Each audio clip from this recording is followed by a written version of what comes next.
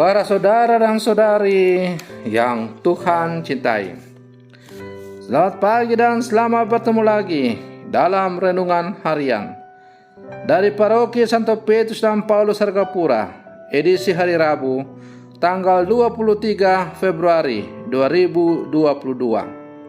Hari ini Gereja Semesta merayakan peringatan wajib Santo Polikarpus, uskup dan martir. Mengawali hari yang baru ini, kita hendak mendengar dan merenungkan sabda Tuhan. Marilah sebelum kita mendengar dan merenungkan sabda Tuhan, kita berdoa. Dalam nama Bapa dan Putra dan Roh Kudus. Amin.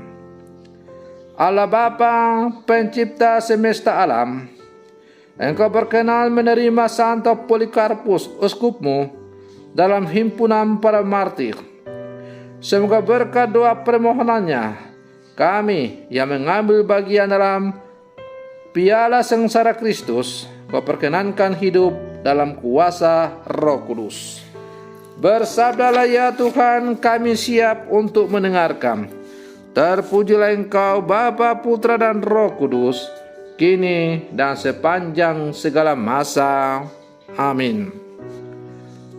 Para saudara dan saudari yang Tuhan cintai, sabda Tuhan yang hendak kita dengar dan kita renungkan untuk mengawali hari yang baru ini diambil dari Injil Markus pasal 9 ayat 38 sampai 40. Tuhan bersamamu.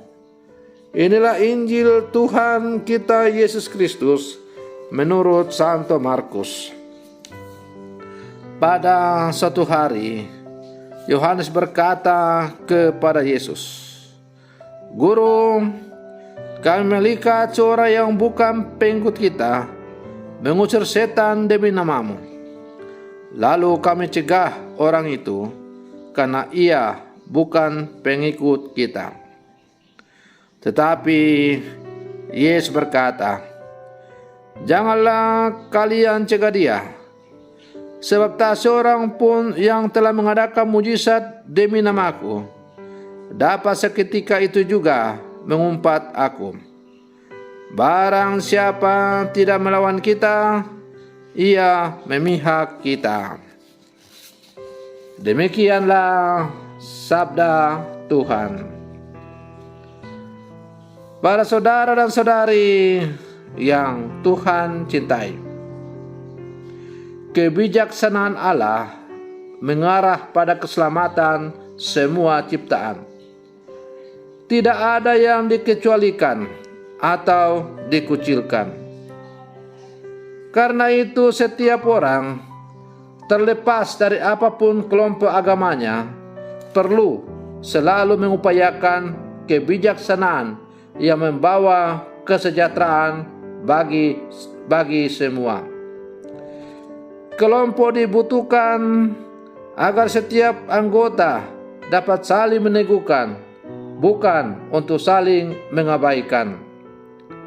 Namun, para saudara dan saudari yang terkasih, terkadang kita jumpai dalam kehidupan bersama, kita tidak selalu dapat menghindari diri dari kepentingan atau egoisme kelompok, termasuk kelompok agama tertentu.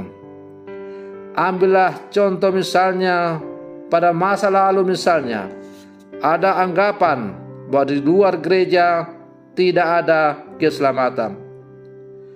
Anggapan seperti ini di satu sisi hendak menegaskan arti penting gereja bagi karya keselamatan.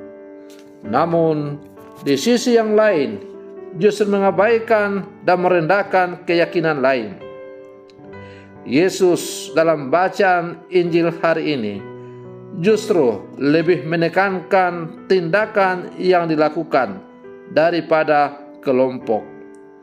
Artinya, tindakan yang dilakukan seseoranglah yang menentukan identitasnya sebagai bagian dari sebuah kelompok. Para saudara dan saudari yang Tuhan cintai. Jika kasih Allah bersifat universal, mengapa manusia membuatnya menjadi partikular? Jika tujuan kita adalah pada kebaikan bersama, mestinya perbedaan kelompok tak akan pernah menjadi soal. Setiap orang perlu diterima apapun kelompoknya jika ia melakukan kebaikan. Kesombongan pribadi cenderung meluas dalam kesombongan kelompok. Inilah yang tanpa disadari dilakukan oleh murid-murid Yesus untuk menekan orang yang menggunakan nama Yesus untuk berbuat baik. Karena itu, Yesus dengan tegas mengatakan, "Jangan kamu cegah dia, sebab tidak seorang pun yang telah mengadakan mujizat demi namaku dapat juga seketika itu mengumpat aku. Barang siapa tidak melawan kita, ia ada di pihak kita." Para saudara dan saudari yang Tuhan cintai, oleh karena itu, dalam mengusahakan kebaikan bersama, kita perlu berlangkah bersama, menjalin kerjasama dengan siapapun, kelompok manapun, termasuk dengan kelompok agama manapun. Sejauh tujuan daripada yang kita lakukan bersama itu adalah untuk kebaikan dan keselamatan bersama, maka kita patut saling dukung-mendukung satu sama lain. Para saudara dan saudari yang Tuhan cintai, maka sebagai murid-murid Yesus yang hidup sama sekarang, hendaklah kita camkan kata-kata Yesus ini. Maka mari dalam seluruh kehidupan kita selalu mengandalkan Tuhan dan selalu melaksanakan apa yang diajarkan oleh Tuhan kepada kita. Semoga demikian. Selamat pagi. Tuhan Yesus memberkati.